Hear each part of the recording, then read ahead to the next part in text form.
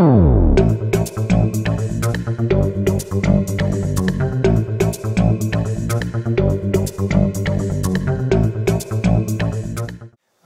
군사정보보호협정은 한일 간의 군사 비밀을 교환하는 데 있어서 그 상호 이제 교환되는 정보를, 군사 비밀 정보를 잘 유지하고 관리하자고 하는 이제 그런 취지에서, 그러니까 이런 이제 군사 비밀이 외부로 유출되지 않도록 하는 그런 이제 말하자면 통제 장치를 마련하기 위한 그런 것이라고 할 수 있죠. 이 부분이 이제 이렇게 이제 수면 위로 떠오른 거는 2010년 정도부터죠. 그래서 그 주로는 이제 국방 당국 간에 이제 협의가 이루어져 오다가 최근에는 이제 그 협정을 맺어야 되니까, 협정은 이제 보통은 이제 외교부 외교 차원에서 이제 맺어지게 되니까 그 이제 협정의 형식적인 처리를 위해서 외교부가 이제 협정을 그 일본 쪽과 이제 맺는 과정에서 문제가 이제 불거져 온 거죠. 근데 이제 이런 그 군사비밀 정보보호협정이 추진된 것은 미국의 요구에 따라서 이루어진 것이라고 볼 수 있고, 미국 당국자들이 이제 여러 차례에 걸쳐서 한일 간의 군사정보 보호를 위한 그런 이제 그 시스템을 만들어내는 것이 굉장히 중요하다, 이런 이야기를 이제 쭉 해왔죠. 그런 점에서 이제 큰 틀에서 보면 미국의 구도 하에서 이루어지고 있는 거다, 이렇게 볼 수 있습니다.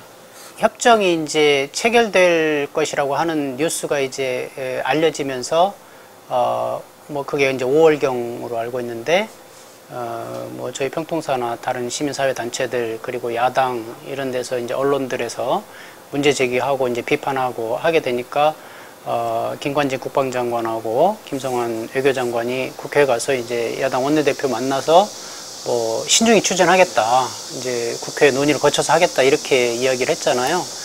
그런데 이게 그 갑자기 6월 말을 시한으로 해서 처리하는 걸로 이렇게 됐어요. 근데 그 사이에 어떤 일이 있었냐면 6월 14일 날 2+2 회담, 즉 한미 외교 국방장관 회담이 있었고, 이 자리에서 이제 공동 성명이 나오는데 한미일 간 안보 협력을 이제 강화해 나가겠다, 이제 이런 이제 그 합의가 이제 나오죠. 그리고 그 자리에서도 클린턴 장관이 한국 측 장관들에게 한미 간 이제 그 군사 협력이 필요하다, 이런 이제 압력을 가했고, 김성환 장관 같은 경우에는 이제 국내 여론이 좋지 않다, 이런 이제 이야기를 하기도 했다고 하지만, 그런 압력이 이제 작용하면서 6월 말 시한으로 이 군사비밀보호협정이 국민의 반대, 국회의 반대에도 불구하고 이제 강행 처리된 직접적인 계기가 거기에 있었다, 이렇게 우리는 보고 있죠. 정부는 이제 그렇게 얘기하죠. 그 일본의 우수한 정보자산들, 뭐 이지스함이라든가 조기경보기라든가 그런 이제 장비들이 우리 정보자산들보다 더 뛰어나기 때문에 그런 것들을 통해서 이제 북의 정보들을 더 이제 얻을 수 있다, 그런 이제 이익이 있고, 일본은 이제 한국의 휴민트, 이른바 이제 사람으로부터 나오는 정보, 이것을 이제 서로 얻을 수 있어서 윈윈하는 그런 이제 협정이다, 이렇게 이야기를 하죠. 그리고 이 협정은 뭐 다른 24개 나라들이 이미 맺고 있는 협정이기 때문에 이게 문제가 없다라고 얘기를 하죠.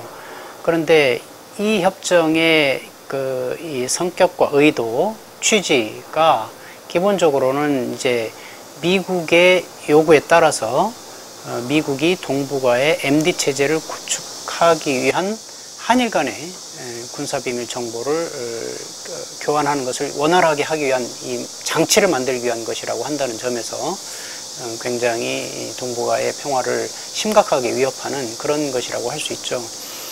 미국 당국자들이 지금 현재는 한일 간 이제 정보 교류하는 그런 체계는 갖춰졌지 않은데, 미일 간, 그 다음에 한미 간만 이 정보 교류 체계가 갖춰져 있기 때문에, 이 말하자면 고리가 연결되어 있지 않기 때문에 MD 체제를 구축하는 데 있어서 매우 어려움이 있다.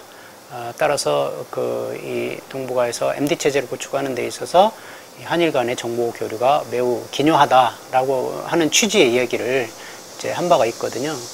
그런 점에서 보면 이 한일 간 군사비밀정보보호협정 체결의 가장 그 큰 이유와 동기, 그것은 미국이 일본과 한국을 끌어들여서 동북아의 MD 체제를 구축하기 위한 목적으로 이 한일 군사 비밀 정보 보호 협정을 맺으려고 한다, 이런 것이고, 이런 군사 비밀 정보 보호 협정이 맺어지게 되면 그것이 겨냥하는 그 동북아 MD 체제가 겨냥하는 바가 이제 북은 물론이고 가장 핵심적으로는 이제 중국을 겨냥하는 것이기 때문에 동북아에서 이제 군사적 긴장과 갈등, 군비 경쟁, 더 나아가서는 동북아에 이제 신냉전을 불러올 수 있는 매우 위험천만한 요소라고 하는 점에서 우리가 이것을 이제 일반적인 군사비밀보호협정과는 다른 그런 협정이다, 이렇게 이제 주장하는 것이고요. 두 번째로는 이 협정이 일본의 이 한반도 진출의 길을 여는 그런 협정이라는 거예요. 공개적으로도 밝혔고 또 이제 위키리크스를 통해서 폭로되기도 했지만 간나우토 전 일본 총리가 한반도 유사시 북에 있는 일본인 그 납치자들을 구출하기 위해서는 한국을 통해서 이제 북으로 가야 되는데 그런 룰이 정해져 있지 않다, 이렇게 얘기한 바가 있고, 일본 당국자가 위키리크스 통해서는 그 한반도 유사시 자국민을 구출하기 위해서는 한국의 항만과 공항에 대한 정보가 필요한데 그것이 이제 그것을 얻을 수 있는 틀이 없다, 이렇게 이야기를 한 바가 있거든요. 그 이야기는 곧 북이나 남에서 어떤 유사시 어떤 사태가 벌어질 경우에 자국민을 구출한다는 명분으로 자위대가 한국에 진출할 수 있는, 한반도에 진출할 수 있는 길을 열기 위해서는 우선 항만과 공항에 대한 정보가 필요하다는 거예요. 그래서 그런 정보를 얻기 위해서 지금 한일 간 군사정보보호협정을 맺으려고 하는 것이다, 이런 거죠. 그래서 우리가 일본 자위대의 한반도 진출에 길을 열어주는 것이다 라고 하는 것이 결코 허구적인 것이 아니고 결코 과장되거나 기우가 아니고 일본의 실질적인 요구가 거기에 있다라고 하는 거예요. 그래서 일본은 미국의 요구, 동북아 MD 체제를 구축하고자 하는 미국의 요구에 편승해서 자국의 어떤 군사대국화 요구, 한반도 진출에 길을 틀고자 하는 그런 이제 욕망을 한일 군사정보 보호협정을 통해서 이제 충족시키려고 하고 있다, 이런 것이죠. 그런 점에서 볼 때 이 협정은 한국이 다른 24개 나라들과 맺은 협정과는 성격이 다르다라고 얘기할 수 있죠. 지금 한국이 러시아나 베트남이나 우크라이나 이런 나라들과도 정보보호협정을 맺고 있는 건 사실이에요. 그런데 그런 나라들과 맺은 협정은 단순한 정보 교류, 군사정보 교류의 수준이라는 거죠. 그런데 지금 한일 간에 맺으려고 하는 협정은 가상적을 염두에 두고 1차적으로는 북, 그 다음에 더 나아가서는 중국을 염두에 두고 그들에 대항할 목적으로 이 군사비밀정보보호협정을 맺는 것이라고 한다는 점에서 질적인 차이가 있다라고 얘기할 수 있는 것이죠. 예를 들어서 이제 우리가 부엌에서 칼을 많이 쓰고 있는데 부엌에서 쓰는 식칼과 사무라이가 쓰는 칼, 그것은 칼이라고 하는 점에서는 동일하지만 그것의 용도라는 측면에서 보면 질적인 차이가 있는 것과 마찬가지로 이 한일 군사정보보호협정은 마치 사무라이의 칼과 같이 상대를 이제 무너뜨리고 상대를 이제 제압하기 위한 그런 협정이라고 하는 점에서 매우 위험천만한 협정이다, 이렇게 말할 수 있죠. 협정 자체에는 표현되어 있지 않죠. 그런데 지금 한미 간, 그리고 미일 간, 그리고 한미일 간 그런 어떤 협력하는 회의나 그런 것들을 통해서, 그리고 미국의 군사 전략, 한국의 군사 전략, 일본의 군사 전략, 이런 것들을 통해서 볼 때 그런 것들을 이제 상정해 볼 수 있다. 얼마든지 이제 그렇게 이제 우리가 판단할 수 있고 그런 근거들을 이제 갖고 있다, 이렇게 얘기할 수 있죠. 미국은 동북아 MD 체제를 구축하기 위해서 한국과 일본의 군사협력이 필요하다, 이랬고, 일본은 이제 자유대 한반도 진출을 위해서 한일 군사 비밀 정보 보호 협정이 필요하다 이렇게 했는데, 그러면 이명박 정부는 뭔가 이제 이런 이제 의문이 생기게 되죠. 이명박 정부가 왜 국민들의 반대를 무릅쓰고 한일 군사 비밀 보호 협정을 체결하려고 하는가 하는 부분은 가장 이제 기본적으로는 바탕으로는 이 뼛속까지 친미 친일이라고 하는 이것이 구체적으로 구현되는 과정이다 이렇게 이제 보여요. 그러니까 역대 어느 정권도 한일 간 군사협정을 엄두에 내지 못했죠. 그리고 한일 간 군사훈련 이런 것들도 엄두에 내지 못했죠. 그런데 이명박 정부 들어서서 한일 간 군사협정이 추진되고 한일 간 군사훈련이 진행이 되고 있단 말이죠. 이건 뭘로 설명할 수 있는가? 그것은 이 뼛속까지 친미 친일이라고 하는 그거가 가장 설명이 적합한 그런 이제 설명이다 이렇게 생각이 되는 것이죠. 그러니까 한미 동맹 올인 이것이 여기에 이제 구현되고 있다. 그리고 친일의 그 이 속성 이것이 여기에 구현되고 있다. 이것이 이제 한일 군사 정보 보호 협정으로 이렇게 이제 표현이 되고 있다. 이렇게 이제 볼 수 있고, 또 다른 한편으로는 북에 대한 이 적대감, 북을 이제 붕괴시켜야 되겠다는 이 욕망, 이것이 일본과의 군사 협력을 통해서라도 북을 제압해야 되겠다라고 하는 이것으로 나타나고 있다. 이렇게 이제 볼 수 있죠. 그런 점에서 보면 이 이명박 정부의 이 한일 군사 비밀 보호 협정 추진, 이것은 친미 친일이라고 하는 점에서 이 반민족적이고, 또 이제 북에 대한 이제 이 적대 의식, 북을 붕괴시키겠다고 하는 이런 그 의지를 발현하는 것이라고 하는 점에서 이제 반통일적이고 반평화적인 그런 이제 속성을 드러내는 것이다 이렇게 말할 수 있을 것 같아요. 2008년 서브프라임 모기지로부터 시작된 미국 경제의 이제 위기가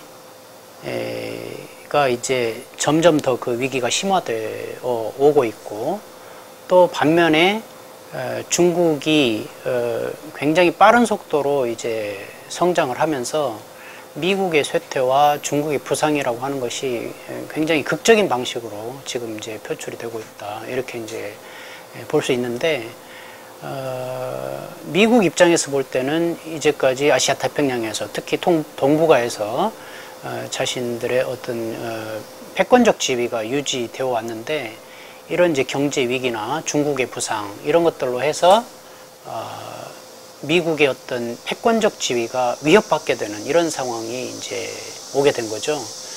그래서 그렇지만 미국이 자신의 패권적 지위를 잃기는 싫고, 그렇다면 그것을 어떻게 이제 유지 강화할 수 있겠는가 하는 것을 본다면 동맹의 자원을 동원해서 자신의 패권을 유지 강화하려고 하는 그런 이제 의도를 이제 보인 것이고, 그게 바로 동북아에서는 일본과 한국이라는 거죠. 그래서 일본과 한국의 자원을 동원해서 자신들의 패권을 유지하는 가장 이제 중요한 수단으로 동북아 MD 체제를 이제 지금 상정을 하고 있는 것이고, 이미 일본과 미국 사이에는 MD 체제에 대한 기술적 협력이 지금 진행이 되고 있고, 한국과의 사이에서는 이 반대 여론, 그 다음에 중국의 어떤 반대, 뭐 이런 것들 때문에 노골적으로 드러내고 되면서 하고 있지는 못하지만 MD에 대한 협력이 점차적으로 이제 높아져 온 것은 사실이다 이런 거죠.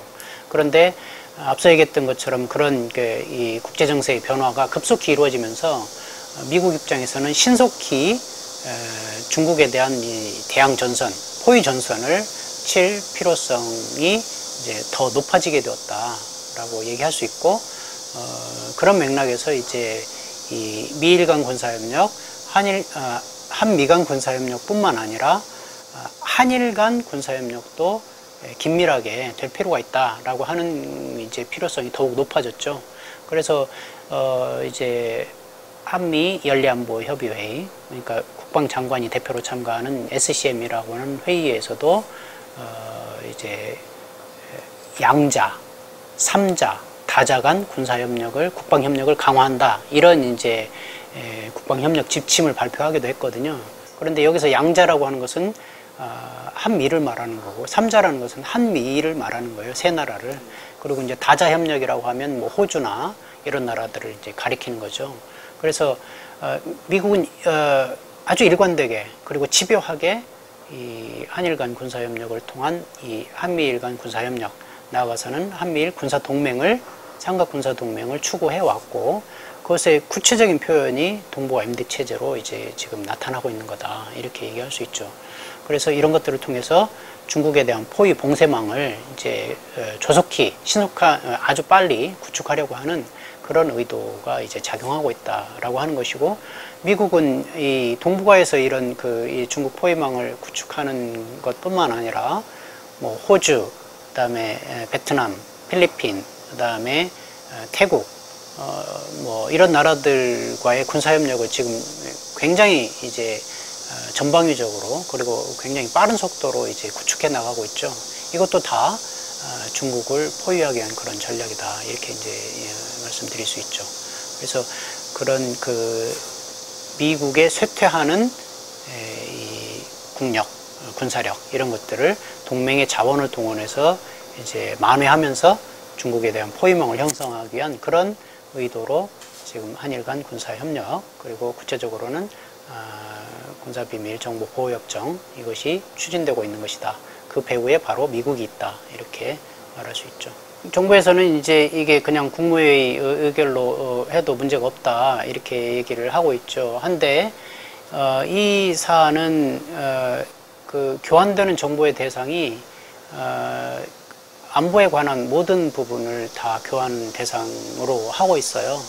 그리고 이제 안보에 대한 중대한 문제들을 다루도록 이렇게 되어 있기 때문에 이것은 안전보장에 관한 조약이죠.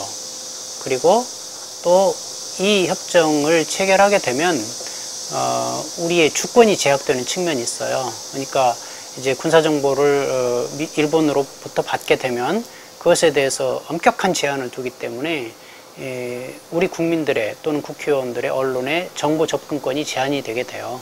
그리고 또 일본과 한국 사이에 어떤 정보에 대한 통제, 이런 부분들에서도 이제 이런 일본이 예를 들면 MD에 관한 기술 협력이나 이런 부분들은 일본의 이제 기술력이 우위에 있기 때문에, 예를 들면 전범 기업인 이제 미쓰비시 같은 그런 이제 나라들이, 그런 기업들이 이제 MD에 관한 그런 이제 기술 협력을 하기 위해서 한국 기업과 이제 협력을 하게 될 가능성이 있는데, 그런 부분에서도 이제 어떤 이 점검을 하러 온다든지 이런 것들이 다른 나라의 협정에 비해서 훨씬 더 용이하게 되어 있어요. 그래서 이제 그런 점에서도 우리의 주권을 제약하는 그런 요소들을 가지고 있다는 거죠. 그런데 이제 헌법 60조에 보면 다른 내용들도 있지만 안보에 관한 조약, 그 다음에 주권 제약에 관한 조약에 대해서는 국회의 비준 동의를 받도록 되어 있어요. 근데 이 협정은 안보에 관한 조약이고 주권을 제약하는 조약이란 말이죠. 그런 점에서 보면 이것은 국회의 비준 동의를 받아야 되는데, 그렇지 않고 그냥 국무회의를 통해서 처리를 하려고 했다고 하는 점에서 지금 이런 한일 군사정보보호협정의 이런 이 처리는 위헌이다, 우리는 그렇게 주장하는 거죠. 점검하러 오는데, 확인하러 오는데, 다른 나라의 러시아와 맺은 협정에는 그런 조항 자체가 없고, 그 다음에 호주와의 맺은 조약 협정에는 사전 서면 동의를 하도록 돼 있어요. 근데 일본과 맺은 협정에는 사전 협의만 하도록 돼 있어요. 그러니까 동의가 필요 없죠. 그러니까 협의만 하고 와서 이제 우리가 준 정보가 제대로 관리되고 있는지, 다른 데로 유출되고 있는 건 아닌지 하는 것을 이제 일본이 와서 이제 점검할 수 있다는 거죠. 그런 점에서 보면 우리의 주권이 제약되는 요소가 있다라는 거죠. 제가 보기에는 이 문제의 키를 가지고 있는 부분은 두 이제 축이라고 보는데요. 뭐 이명박 정부도 이제 뭐 여기서 이제 주요한 이제 변수가 될 수 있다고 보지만, 가장 중요한 부분은 미국의 입장이고요. 그 다음에는 박근혜 새누리당 대통령 예비 후보라고 봐요. 미국 입장에서는 그 뼛속까지 친미 친일인 이명박 정부 아래서 최소한 한일 군사비밀 정보 보호 협정을 맺고자 할 것이다, 이렇게 봅니다. 그래서 이명박 정부 임기 안에 어쨌든 어떻게 해서든 이 협정을 이제 성사시키려고 할 것이다, 이렇게 봅니다. 그것이 자신의 필요이기도 하고, 또 정권이 바뀌면 이게 어떻게 될지 모르기 때문에 이명박 정부 임기 안에서 최대한 이것을 이제 통과시키려고 할 것이다, 이렇게 이제 보죠. 그런 점에서 항상 이명박 정부 임기까지 그런 이 협정의 통과의 위험성은 있다, 이렇게 이제 볼 수 있는데, 또 하나의 주요한 변수는 이제 박근혜 새누리당 대통령 선거 예비 후보의 입장인데, 이 사람 입장에서는 대통령 선거가 제일 중요하잖아요. 그렇기 때문에 대통령 선거에 도움이 되느냐 안 되느냐에 따라서 모든 사안을 판단하게 되는 것이고, 이 한일 군사정보 보호 협정이 대통령 선거에 유리하다고 보지 않기 때문에 막판에 이제 브레이크를 걸은 것이 이제 박근혜 진영 아니겠어요? 그런 점에서는 이 협정을 이제 통과시키는 것이 박근혜 진영에게는 그 유리한 요소가 결코 아니다, 불리하게 작용할 것이다 라고 하는 거고, 그런 점에서는 박근혜 진영이 이것을 통과시키는 것에 대해서 웬만해서는 그걸 동의하기는 어려울 것이다, 이렇게 이제 봐요. 그런데 그런 점에서 미국의 압력과 그 다음에 박근혜의 반대, 이 사이에 지금 이명박 정부가 놓여 있다, 이렇게 이제 볼 수 있을 것이고, 그런 점에서 이제 이 임기 말까지 이 협정이 어떻게 될 것인가 하는 것은 굉장히 유동적이다, 저는 그렇게 봐요. 그래서 물론 이제 미국 입장에서도 박근혜 집권을 위해서는 이 부분을 좀 유보하자, 이렇게 이제 입장을 정리할 수도 있겠죠. 근데 그런 점에서 보면 이것은 굉장히 유동적인 상황이고, 뭐 임기 말까지는 어려울 것이다, 이렇게 이제 단정하기가 어렵다, 이렇게 이제 볼 수 있고, 그런 점에서 보면 저는 이제 어떤 사람은 올림픽 기간이 위험하다, 이렇게 얘기를 하는데, 저는 그렇게 보기보다는 오히려 이제 그 대통령 선거일 직후인 12월 19일부터 임기 말인 내년 2월 25일 사이가 또 한 위험한 시기가 아니겠냐, 이렇게 생각을 하는 거죠. 만약에 박근혜가 이제 당선이 됐다면 그 설거지를 이명박 정부가 하고 가면 박근혜 입장에서는 부담을 덜 수 있는 거 아니겠어요? 그런 점에서 보면 오히려 그때가 더 위험한 것이 아닌가, 이렇게 생각이 되죠.